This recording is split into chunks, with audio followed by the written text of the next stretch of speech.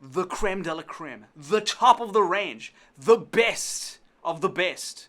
When you're looking at MSI's top spec, not a compromised gaming notebook, you can't help but notice their GE76 radar. If you've ever used one, it's usually their best offering to come out that particular year. And the GE76 Deluxe Edition this year is just that.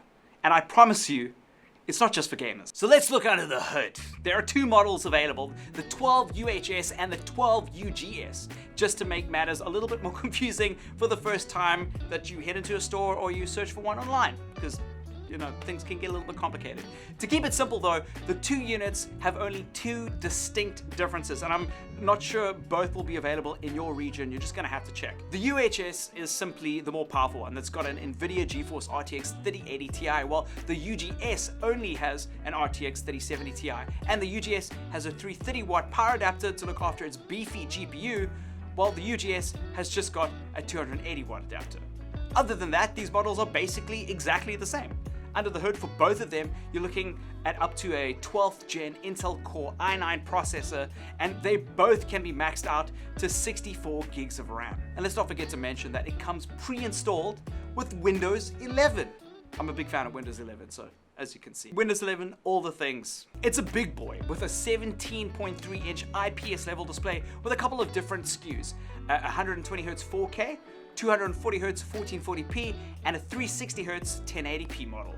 Which model you buy will obviously be a preferential thing, and it'll also depend on what region you're in. For instance, do you want a higher refresh rate and more frames for competitive gaming, or do you favor higher resolutions with fewer frames? For me, it boils down to gaming versus content creation as a primary use case. If you're primarily playing competitive titles and editing a couple of things on the side, then focus on your 360Hz model, because that's really impressive.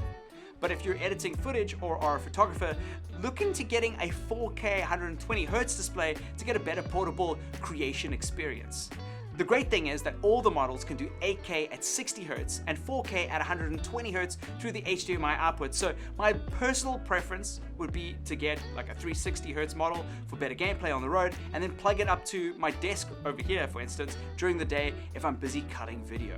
But again, the options are there, right? And that's the big deal. And it's all up to your workflow and how you use a notebook. From the port side, not on the boat, but the ports on the device, we're looking at one Type-C USB 3.2 Gen 2 and a DP, another Type-C USB just straight up DP and Thunderbolt 4, two Type-A USB 3.2 Gen 1, one Type-A USB 3.2 Gen 2, one RJ45 Ethernet port, an Ethernet port that's RJ45, one SD Express card reader, an HDMI out, like we said a little bit earlier, that supports 8K at 60Hz, which cool, and 4K at 120Hz, one mini display port, and one headphone combo jack. The inclusion of a Thunderbolt 4 port is such a treat and is obviously compatible with all your Thunderbolt 4 hardware like port adapters and displays. This is great if you're choosing to lock down on your desk to edit video or photos or do some work, because all you need to do is plug in power into a dock that supports display output like my Elgato Thunderbolt dock, and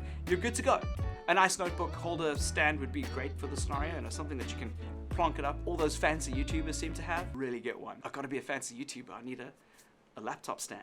Although not predominantly a creator notebook in MSI's creator series, and it's definitely hard focused on being a gaming rig, the mini DisplayPort, SD Express card reader, and all the USB 3.2 Type A's and C's make this an extremely viable machine for heavy lifting when it comes to just doing simple creative work. I mean, actually more than just simple creative work.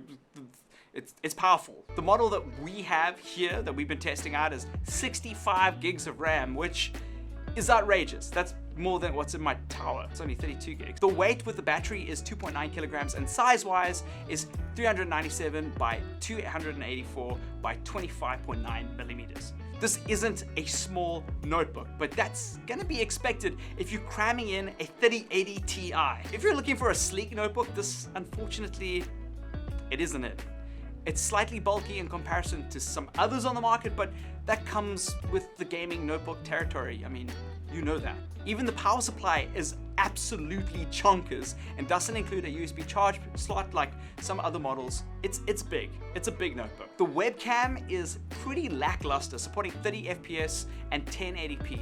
Honestly, it's nice and it goes up to 1080p, but I'd like a faster frame rate, especially because there are so many content creators purchasing this tier of notebook and potentially making gaming content. That said, you're probably going to be looking a lot better than your colleagues in Zoom calls because your camera's going to be 1080p and theirs is most likely 720p or worse. No one wants to look bad in a Zoom call. I'm just looking forward to the day that we have more focus on these often overlooked components on notebooks in general.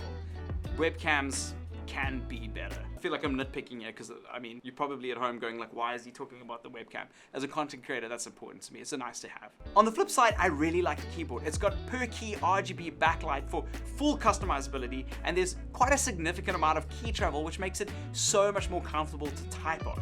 In MSI notebook tradition, the keyboard is designed by SteelSeries, which by most accounts stamps the quality of the brand down on the keyboard. Although it's really big, the overall design is really beautiful, with sleek angular finishes, and it's got a subtle slate blue color that is really impressive when you see it in person. There's no other options for color for the chassis, unfortunately, but they've chosen a good one. And the logo that they've implemented is subtle, but also really tastefully prominent. I really love what MSI are doing with their logo treatment across the entire range of notebooks, from the Prestige to this.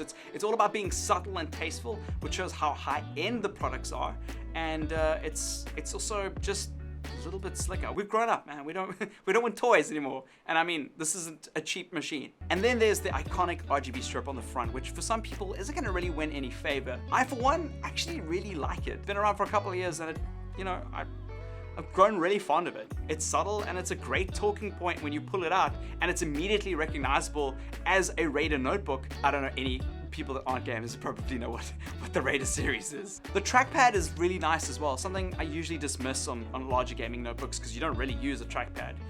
It's responsive and it's a really good size if you're just using it, and if you're using a gaming mouse, which most of us will probably be doing on it, then maybe that doesn't really matter to you.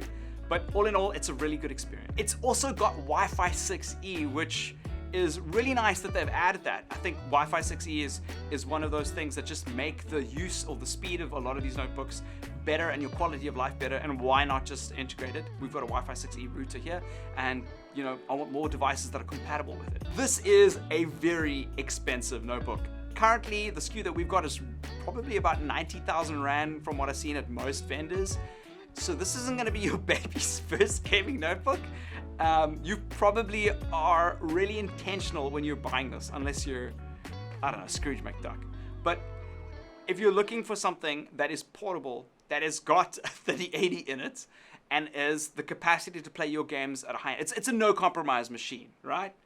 And if this is what you're looking for in a machine like that's portable, I don't think you can find anything like this on the market. That, coupled with the fact that it looks like a Lamborghini that's just been smashed into like a computer, like with the best specs, it makes it a really compelling purchase. Again, if 90,000 Rand is out of your price range, it's hard to recommend it at that price range, because you could probably, again, we've been here, you could probably buy a tower for a lot cheaper, but at the same time, there are more mid-range gaming notebooks that MSI have released that are actually really, really good. Sometimes you just gotta compromise price and performance and just really give it a hard think. I mean, this is for you, like, to decide.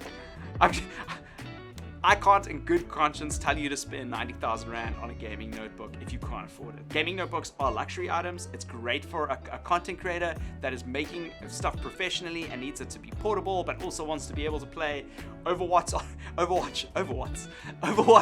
on a 360 hertz display at 1080p if you can. That's amazing. Yeah, if that's not you, this is probably something you want to step away from. To summarize, this is very niche. Because of the price range, because of the speed, the power of this device, you know if you want to get it and if it's something you're looking for. It's 90,000 Rand. Again, I can't drive that home far enough. If that's a price that you are happy to spend money on and you need a gaming notebook, if you're a professional gamer or you are a portable photographer that loves to game and you need your machine with you at all times, maybe this is something that you want. It's heavy, it's thick, and so is that power supply.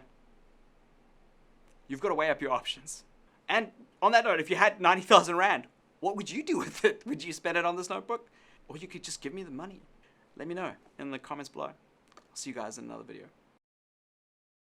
I flew to Germany with Jack Parra once, and he just whipped out a gaming notebook and an Xbox controller, and he sat on the plane and played like a third-person shooter, and I was like, that's a really good way to use a gaming notebook. I was like, oh, that's great. I don't do that.